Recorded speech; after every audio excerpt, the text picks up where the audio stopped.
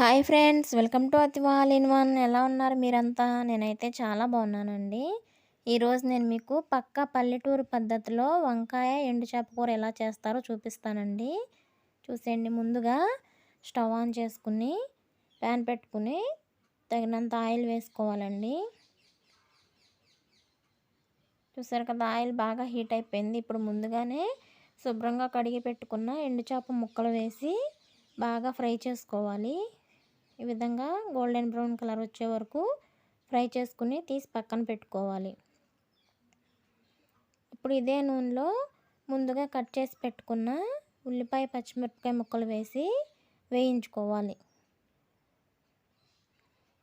ఉల్లిపాయ ముక్కలు బాగా వేగిన తర్వాత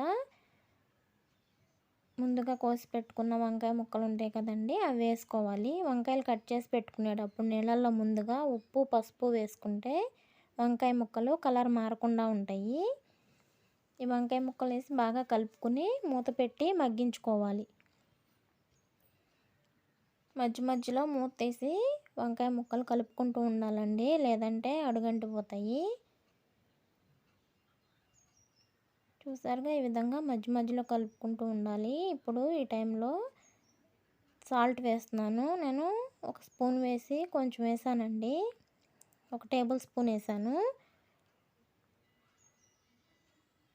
ఈ ఉప్పు అంతా బాగా కలిసే వరకు కలుపుకుని మళ్ళీ మూత పెట్టి మగ్గించుకోవాలి.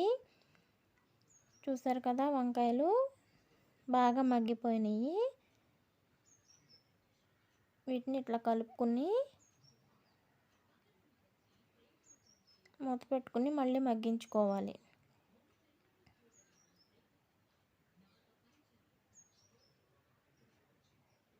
అడుగంటకుండా ఇలా కలుపుకుంటూ ఉండాలండి.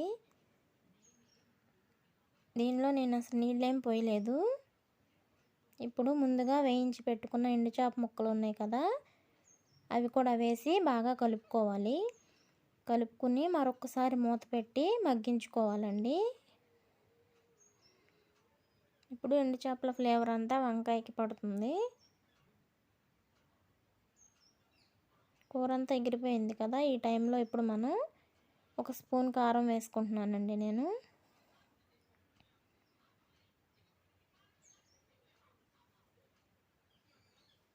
కారం వేసి మొత్తం బాగా కలిసే వరకు కలుపుకుని మూత పెట్టి ఉడికించుకోవాలి.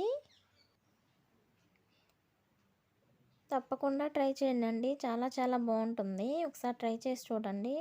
చూసారు కదా, కూర అయిపోయిందండి. చుట్టూ నూనె తేలుతుంది కదా, అదే కూర రెడీ అయిందని చెప్పడానికి గుర్తు. అంటే కూర రెడీ అయిపోయింది, సర్వ్ చేసుకుంటున్నానండి. Thank you friends, thank you watching for this video. Like చేయండి, షేర్ చేయండి,